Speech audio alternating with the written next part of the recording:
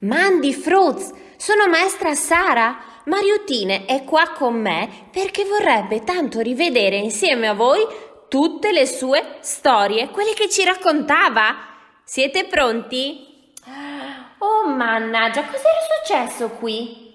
Oh, ma l'aiar dispettos al soflave e aveva dispettenà lis dos antinutis di Mariuttine. Puar Mariuttine. Il vento dispettoso cosa faceva? Soffiava e aveva spettinato le sue antenne. Povera Mariuttine. E noi cosa abbiamo fatto? Abbiamo fatto la nuvoletta incollando il cotone, vi ricordate? E poi abbiamo fatto cadere delle goccioline di colore azzurro sul foglio e poi voi le avete soffiate come l'aiar dispettos, proprio come lui. Oh, la volta dopo invece, cosa era successo? Non trovavamo più Mariuttine? Dove era andata?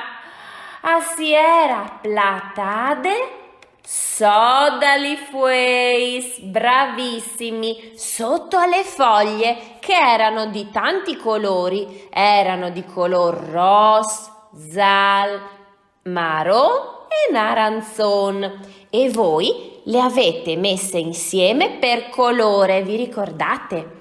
E dopo abbiamo fatto un pezzettino di carta e abbiamo incollato le foglioline per permettere a Mariuttine di nascondersi sotto, perché l'aiar la ci rive da pardut. Mariuttine, dove sei tu? Mariuttine la chiamava, dove sei? La cercava e lei, furba, si era nascosta sotto le foglie.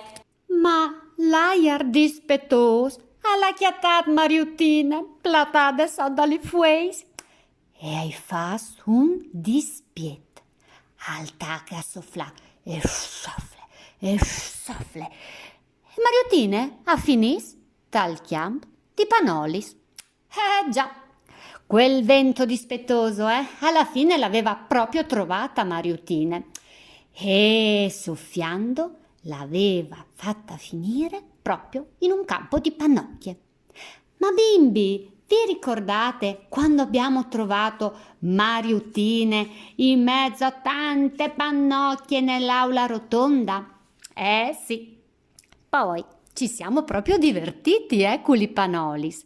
Le abbiamo aperte, i ringhiavati scus, le abbiamo sfogliate per bene, li vindi sgranadis, sgranando bene tutti i chicchi con i quali poi abbiamo giocato a fare i travasi.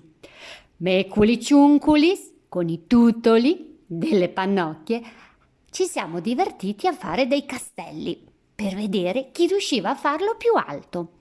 E alla fine, con gli scus, con le foglie invece della pannocchia, abbiamo creato dei bei fiorellini per le nostre mamme. Ma insieme a Mariuttine poi ci siamo anche divertiti a colorare Culipanolis.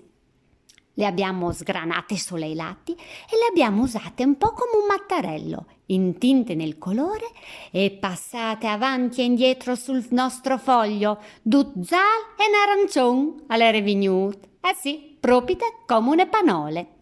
Bimbi, ci sentiamo la prossima settimana per continuare il viaggio nelle storie di Mariuttine. Mandi!